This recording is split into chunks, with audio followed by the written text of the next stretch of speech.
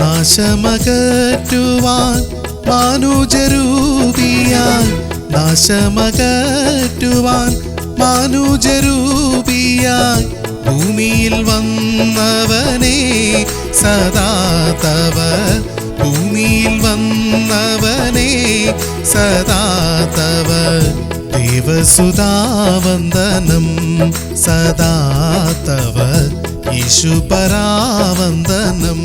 ക്രിസ്തുയേശുവിന്റെ നിസ്തുല്യ നാമത്തിൽ ശുഭ സന്ദേശത്തിലേക്ക് സ്വാഗതം. വിശുദ്ധ വേദപുസ്തകത്തിൽ മത്തായി എഴുതിയ സുവിശേഷം 8-ാം അധ്യായം 27-ാം വാക്യത്തിൽ നാം ഇപ്രകാരം വായിക്കുന്നു: എന്നാറെ ആ മനുഷ്യർ അതിശയിച്ചു, ഇവൻ എങ്ങനെയുള്ളവൻ, കാറ്റും കടലും കൂടെ ഇവൻ അനുസരിക്കുന്നുവല്ലോ എന്ന് പറഞ്ഞു. കർത്താവായ യേശുക്രിസ്തുവിന്റെ ശുശ്രൂഷയുടെ വലിയൊരു ഭാഗം നടന്നത് ഗലീലി പ്രവിശ്യയിലാണ്. ആ തടാകം പലപ്പോഴും കൊടുങ്കാറ്റുകളെ അഭിമുഖീകരിക്കേണ്ടതായി വരാറുണ്ട്. ഒരു ദിവസം കർത്താവ് പടകിൽ കയറിയപ്പോൾ ശിഷ്യന്മാർ അവനെ അനുഗമിച്ചു. പിന്നെ തടാകത്തിൽ വലിയൊരു ഓളം ഉണ്ടായി. പടക് തിരകളാൽ മുങ്ങുമാറായി. കർത്താവ് പടകിൽ ഉറങ്ങുകയായിരുന്നു. അപ്പോൾ ശിഷ്യന്മാർ അവനെ ഉറക്കത്തിൽ നിന്ന് ഉണർത്തി. രക്ഷിക്കണമേ, ഞങ്ങൾ നശിച്ചു പോകുന്നു എന്ന് പറഞ്ഞ് അവനെ എഴുന്നേൽപ്പിച്ചു.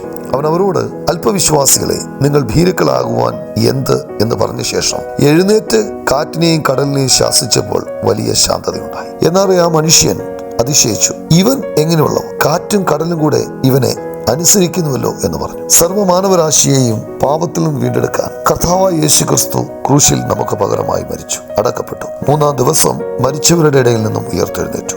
അവനിൽ വിശ്വസിക്കുന്നവന്റെ പാപം ക്ഷമിക്കപ്പെടുന്നു. നമ്മുടെ ജീവിതത്തിന്റെ പടകിൽ യേശു നമ്മോടൊപ്പം ഉണ്ട് എന്നറിയുന്നത് എത്ര ആശ്വാസകരമാണ്. നിങ്ങളുടെ ജീവിതം കർത്താവിന്റെ സംരക്ഷണതയിലായിത്തീരുവാൻ ദൈവം നിങ്ങളെ സഹായിക്കട്ടെ.